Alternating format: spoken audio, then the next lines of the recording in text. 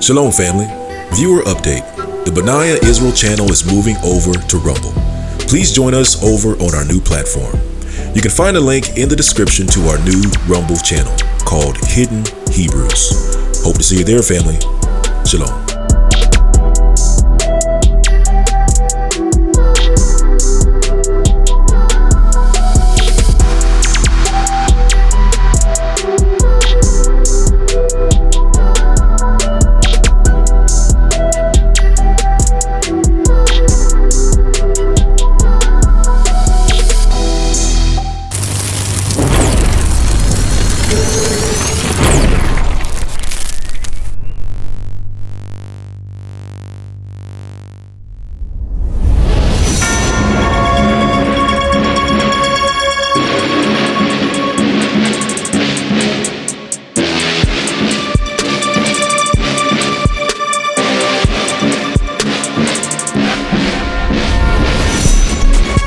Did you know that the first descendants of the tribe of Judah were half Hamite and half Israelite?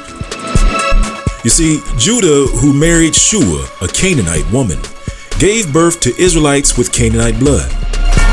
As the following reference reads, Genesis chapter 38, verses 1 through 5 reads, "And it came to pass at that time that Judah went down from his brethren and turned into a certain Adullamite, whose name was Hira. And Judah saw there a daughter of a certain Canaanite, whose name was Shua. And he took her, and went in unto her. And she conceived, and bare a son, and he called his name And she conceived again, and bare a son, and she called his name Onan. And she yet again conceived, and bare a son, and called his name Shelah. And she was at Shezib when she bare him." Additionally, Israel also mixed with Hamites while sojourning in the land of Egypt for hundreds of years. We can also find depictions of the house of Judah shown in the Lachesh relief, as well as cranial analysis of Lachesh Judean skulls, which confirm a significant Hamitic mixing with the tribe of Judah. In fact, these skulls of Judah were called Egypto-Nubian, which are designations for the Hamitic people, thus confirming Judah and the rest of Israel were and are a dark-skinned, melanated people.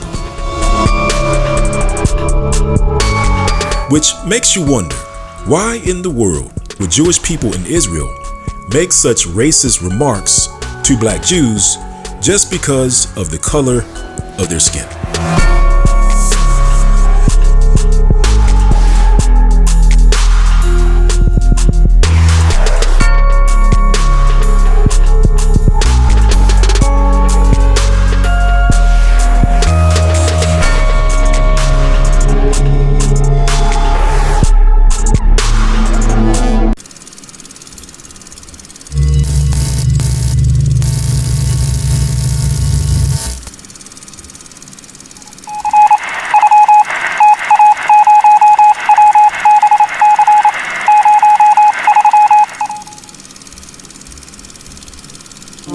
Since 2006, about 60,000 Africans have arrived in Israel on harrowing treks through the Sinai Desert, fleeing poverty, persecution, ethnic cleansing, and genocide.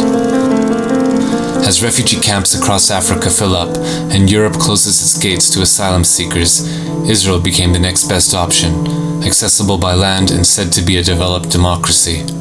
But instead of providing them with safe haven, Israel is both refusing to grant them any benefits and denying them the ability to work legally to support themselves. We're talking about 60,000 illegal infiltrators. We removed about 20,000. Now the mission is to remove the remainder. This year we removed about 4,000. And the major effort is to remove in a significant manner the majority of those remaining who are infiltrators in Israel. We are bringing a plan today to the government for the removal of illegal infiltrators, and the plan is going into action today.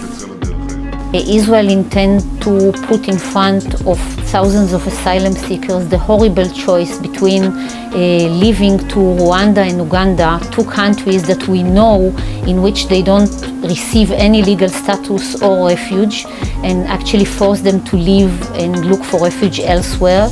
Many of them attempt to get to Europe and then drown in the sea or being arrested in Libya or slaughtered in Libya. Lately we heard also sold to slavery in Libya. All these horrible experiences. Minutes after the rally, 1,000 Israelis rioted, attacking African homes and businesses and assaulting any African they found in the street. Here is footage shot by one of the participants in the riot, a supporter of Mikhail Ben-Ari. Days later, Yulia Shmuelov-Belkovich, at the time a legislator from the centrist opposition party, Kadima, called for Israelis who advocate for the Africans to be locked in prison camps alongside the asylum seekers. דרך אגב, מעבירה אותם גם לאותו מקום שאנחנו בונים עכשיו את המחנות, שיעבדו שם. According to the Israeli Coalition Against Racism, incidents of racist incitement by Israeli public figures doubled in 2012. In many cases, the targets of their hateful invective were not Palestinians, but African migrants. Chief among those targeting the presence of Africans in Israel is a corps of hundreds of state-appointed rabbis, including some of the premier religious authorities in Israel, who issued a letter forbidding Jews from renting apartments to the African asylum seekers and any other non-Jews. Here is a rabbi that we filmed, one of many who labored to promote the religious edict. We initiated a movement here to convince people to not rent them apartments. We pressured people in various ways, talking to people in our community, and we patrolled to try to make things hard for them.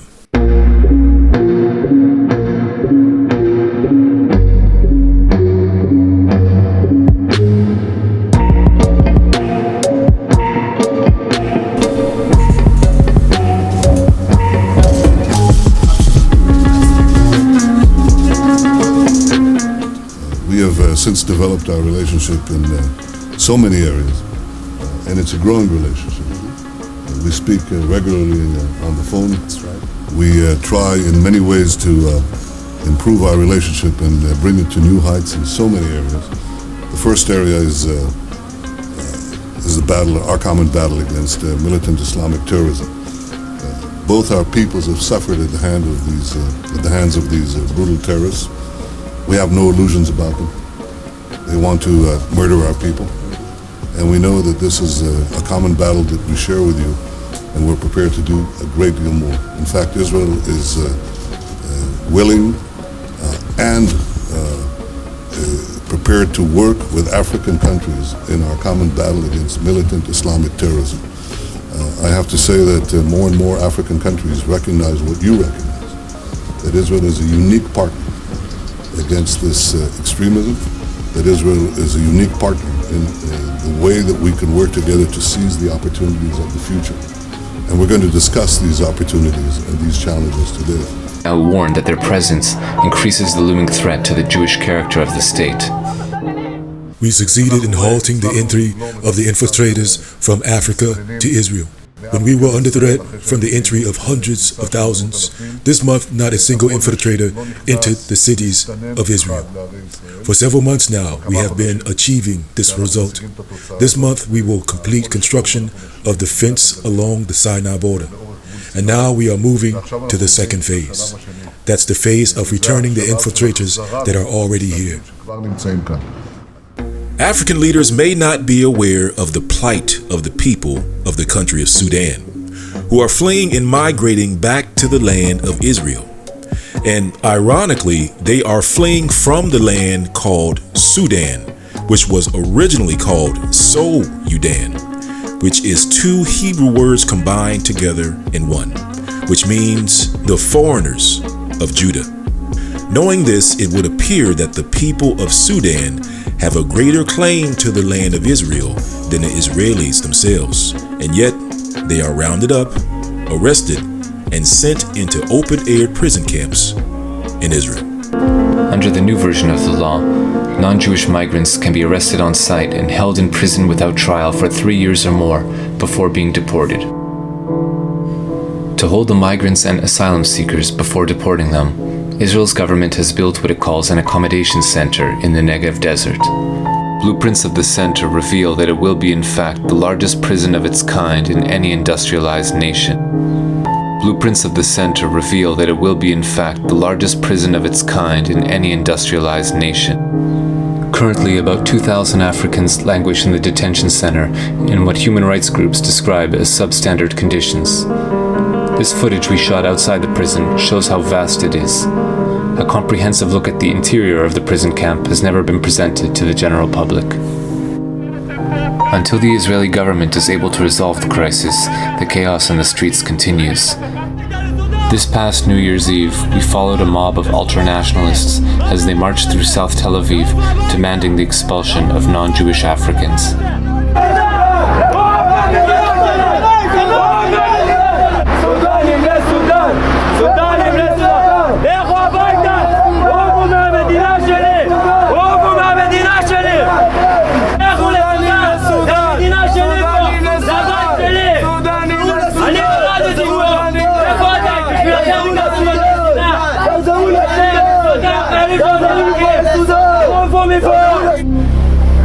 After the march, the ultra-nationalists gathered at the headquarters of Michael Ben Ari.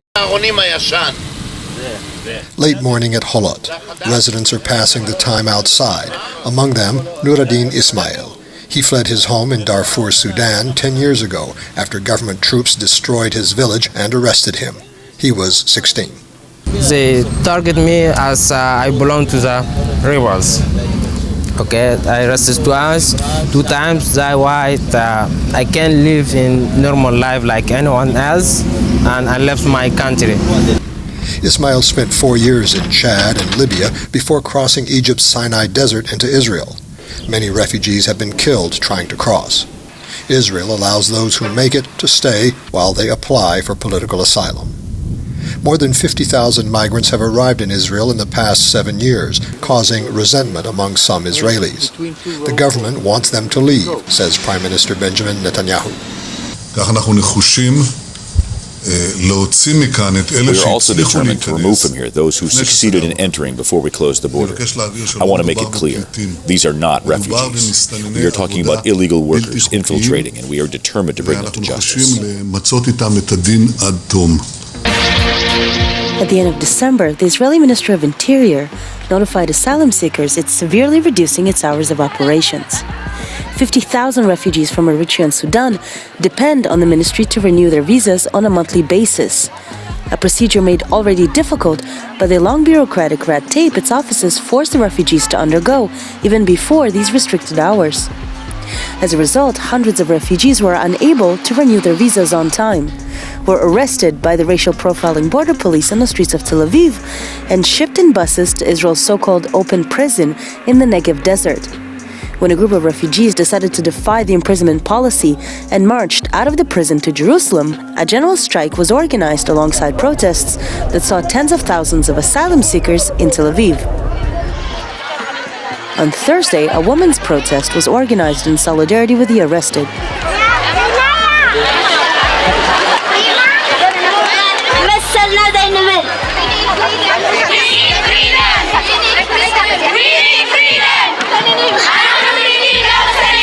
The women marched to the headquarters of the UNHCR, where they pointed a finger at the UN agency's failure to assist African asylum seekers in Israel.